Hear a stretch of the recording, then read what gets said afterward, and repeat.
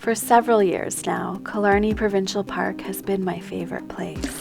And after many backcountry canoe trips and hours upon hours of research on the history of the park, I discovered that we almost lost this beautiful land. My research then sparked a whole new quest of my own. It's really early in the morning and we're getting ready to go to Toronto and visit the art gallery. But we're also on a sort of secret mission to obtain a piece of artwork created by the artist who was quintessential in saving Killarney Provincial Park from being destroyed by logging in the 1930s. But it's not the artist you think it is. The common story is the land that is now Killarney Provincial Park was saved by the famous Group of Seven painter A.Y. Jackson. But after doing a little digging, I discovered that there's another key player. What are you doing? I'm just trying something. Someone bid on the painting. Wait, I'm getting a little ahead of myself here. Why is this painting so important? Let's go back to the beginning. I was working on a video about a trip to OSA Lake, one of Killarney's most popular lakes and the birthplace of the park, and was researching the history of how it all came to be. There's a bit of conflicting information online, but most accounts reference a letter written by A.Y. Jackson to the Minister of Lands and Forests. This letter convinced the minister to save the land from being logged. I had to find this letter, and after some searching online and some emails to park volunteers and administrators, I was able to come up with a letter written by A.Y. Jackson. Now, it's not the original letter that Jackson wrote. It is actually a letter he wrote later in life detailing how it all went down. I began deciphering the handwriting and made some really fascinating discoveries. Hold on, hun. Not everyone knows who A.Y. Jackson is. Yes, you're probably right. He was one of the founding members of the Group of Seven, along with Fred Varley, Lauren Harris, Arthur Lismer, Frank Johnson, Franklin Carmichael, and J.E.H. MacDonald. These 7 men, along with Tom Thompson, brought a distinct Canadian style of painting to the forefront and showed the world a new way to look at the Canadian landscape, forever changing the art world. I should put in a bid, shouldn't I? I would still wait until the end. Really? Yeah. I think I should. All right, go with that. Someone bid! Yeah. Oh my gosh! Yeah, you're pounding on a door that has nobody behind. You'll never win it. How do you know this?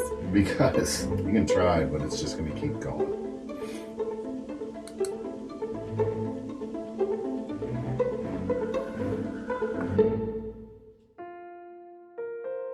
I shall try to think back 20 years or more. I had been on a canoe trip with 3 professors. At the time, the only way into Trout Lake was to make a 4-mile portage from Bay Fin on the Georgian Bay.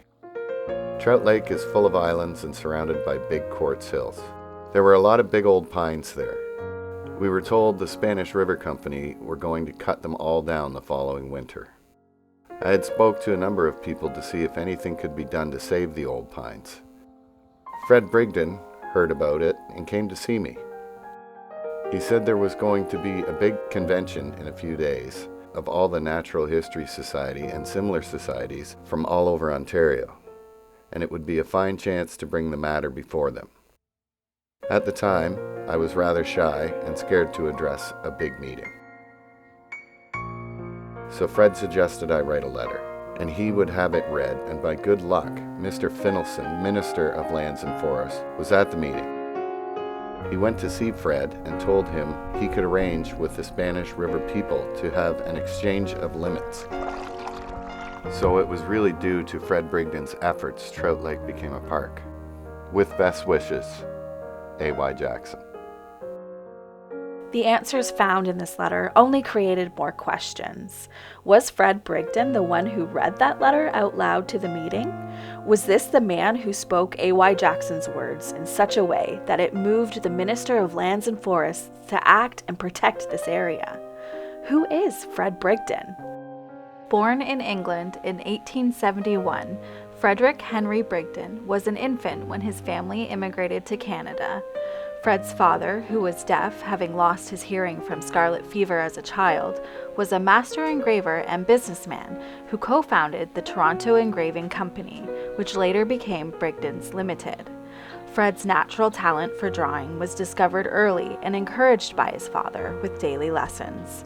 As a young boy, Fred was drawn to the meadows, streams, and woodland hills of the Don Valley, spending much time sketching there. Throughout his life, he continued finding inspiration on sketching trips all across Canada, from canoe trips in Ontario's north to the ocean vistas of the East Coast to the mountain ranges of the West. All the while, Fred was an integral part of the family business, managing both branches of Brigden's Limited in Toronto and Winnipeg, where they produced the printed catalogs for the iconic Eaton's department store and nurtured the development of many well-known Canadian artists. In 1925, he was one of the founders of the Canadian Society of Painters in Watercolor, along with several other prominent artists of the day, including the Group of Seven's Frank Johnson, Franklin Carmichael, and A.J. Casson, who was a later addition to the Group of Seven. As the Society's first elected president, Fred was considered to be a well-connected artist who created a sense of vitality within the group and encouraged many younger artists to apply.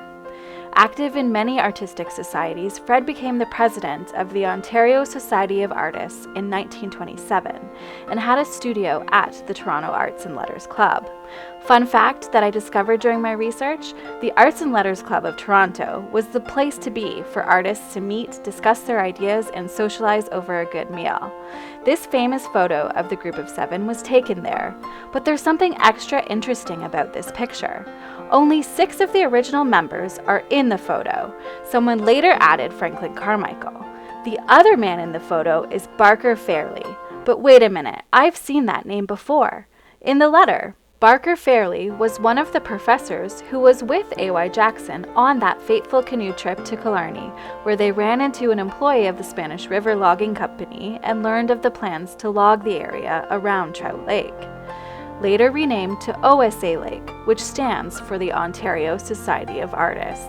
It was renamed to honor the OSA's part in saving Killarney from commercial exploitation, both in the 1930s and then once again later in 1965. Hold up, Eric Aldwinkle. I've seen that name before too. It's who this A.Y. Jackson letter is addressed to. Okay, back to Fred Brigden. Look what I discovered in this book about him. Honorable William Finlayson, Minister of Lands and Forests, considered favorably and acted upon a suggestion from Mr. Brigden that a hydroelectric and other industrial development in the north should be conducted with more care for the natural beauty of the lakes and streams. Also, the minister secured for the artists the perpetual lease of a beautiful lake north of Georgian Bay, discovered by Dr. A.Y. Jackson. It appears now on the map as Lake OSA and is a perfect location for camping and sketching. Camping and sketching the Canadian landscape was such an important part of Fred's life. He was almost 85 when he died on March 24, 1956, while on a sketching trip in Bolton, Ontario.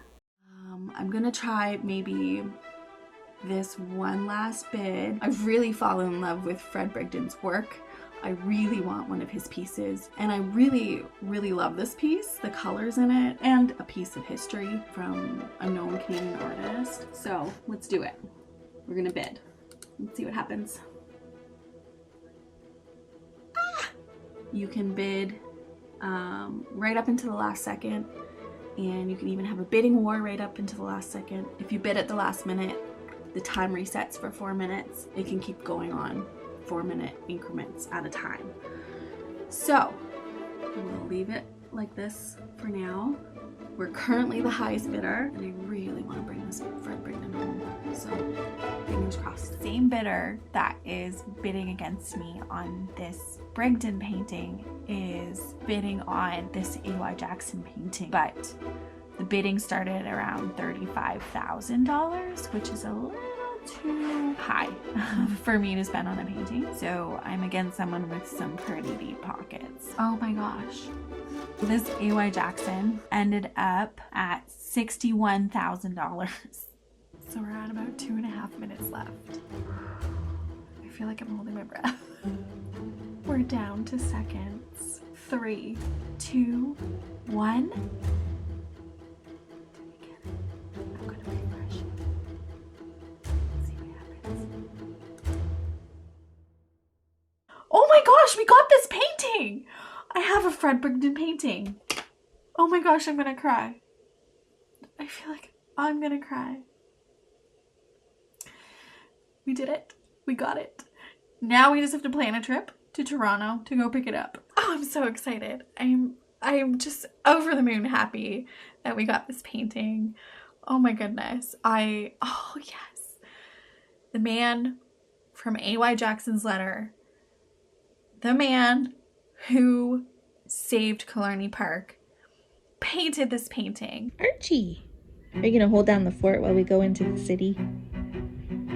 Yeah.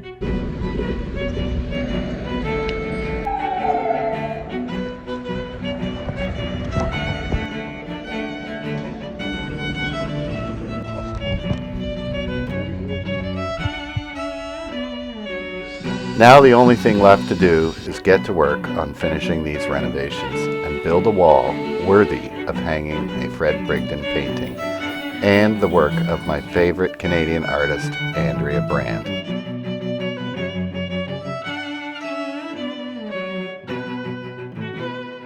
There are lessons to be learned by looking back through history.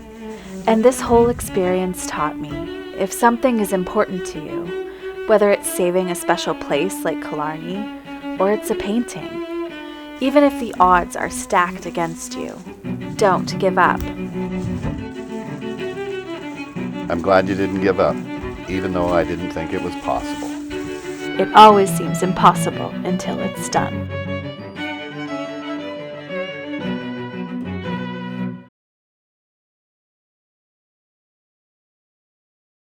If you're not done with Killarney just yet, check out our Return to OSA Lake video. Thanks for watching.